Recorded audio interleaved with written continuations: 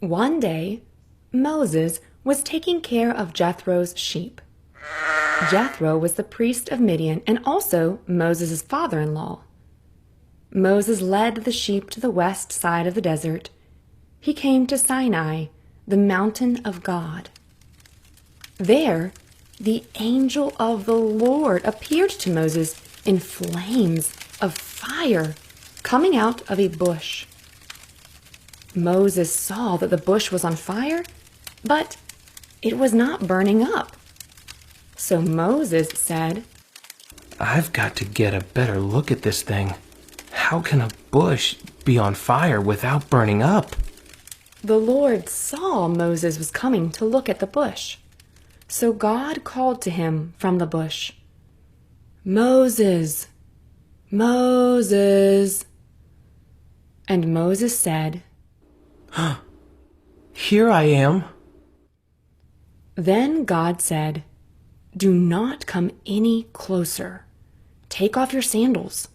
You are standing on holy ground. I am the God of your ancestors. I am the God of Abraham, the God of Isaac, and the God of Jacob. Moses covered his face because he was afraid to look at God. The Lord said, I have seen the troubles my people have suffered in Egypt, and I have heard their cries when the Egyptian slave masters hurt them. I am concerned about their pain, so I have come down to save them from the Egyptians. I will bring them out of that land. I will lead them to a good land with lots of room. This is a land where much food grows, a land flowing with milk and honey. I have heard the cries of the people of Israel. I have seen the way the Egyptians have made life hard for them. So now I am sending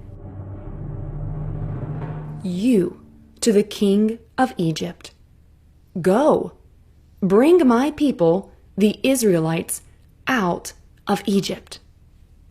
But Moses said to God, But God, I'm not a great man.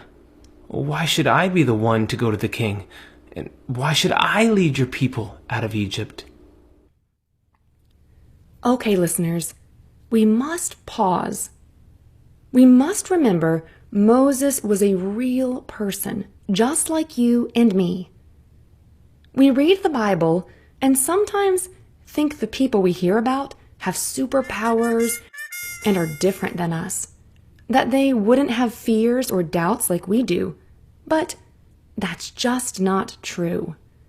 I'm sure Moses was thinking, God, have you met me? I'm not a superhero, and don't you remember my past? I had to run away from there because of what happened.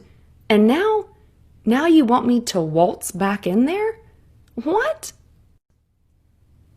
We can't forget that what happened in the Bible is real, and the people are real people like us. Okay, now let's pick the Bible back up and hear what happens next. God said, I will be with you. This will be the proof that I am sending you. You will lead the people out of Egypt. Then all of you will worship me on this mountain.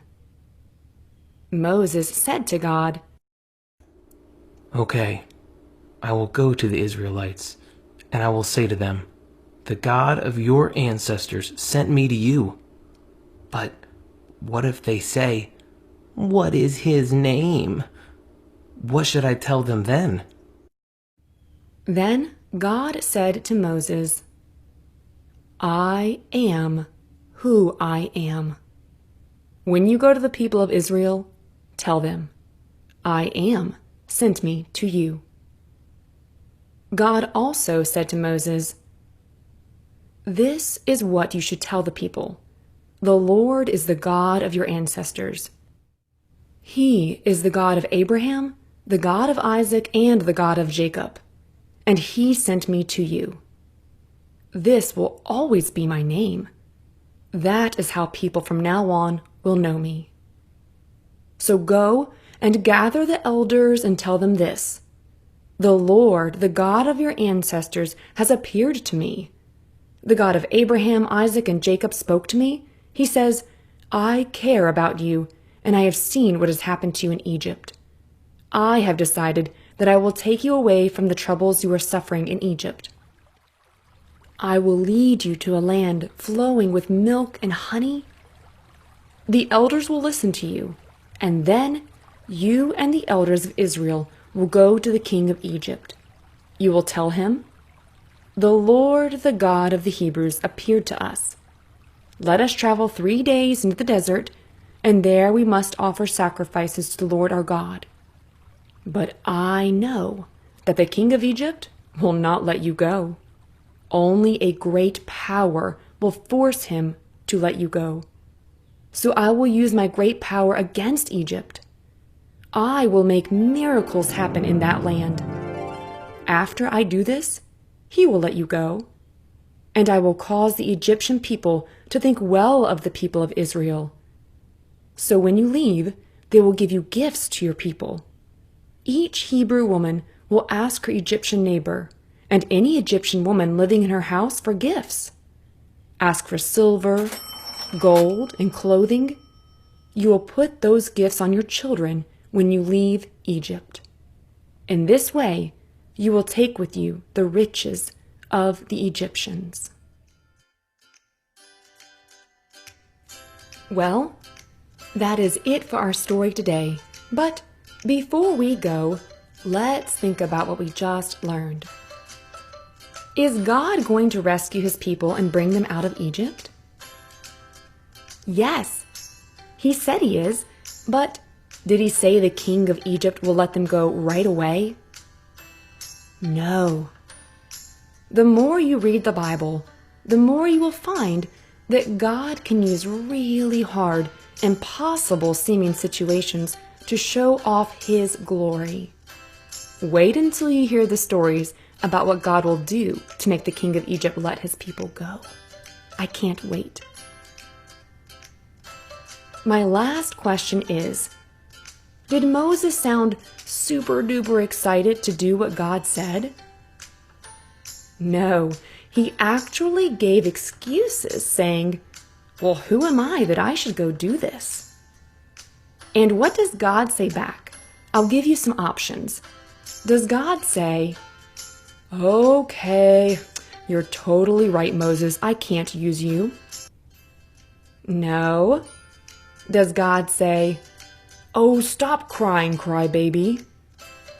No, he doesn't do that either. Does God remind Moses that he, God himself, will be with him? Yes. Moses was looking at himself and his own strength, but God was telling him to look at him, at God, and be reminded of God's strength and that God will be with him. We forget, just like Moses, that it's not about us, but it's about God. This week, I want you to remember that God is with you, just as he was with Moses. God will help you in obeying his commands, like loving him with all of your heart, soul, and mind, and loving others. You don't have to do this alone. And guess what? Spoiler alert. None of us are perfect, or ever will be. But God will be by your side the whole time. Thanks again for listening with us today.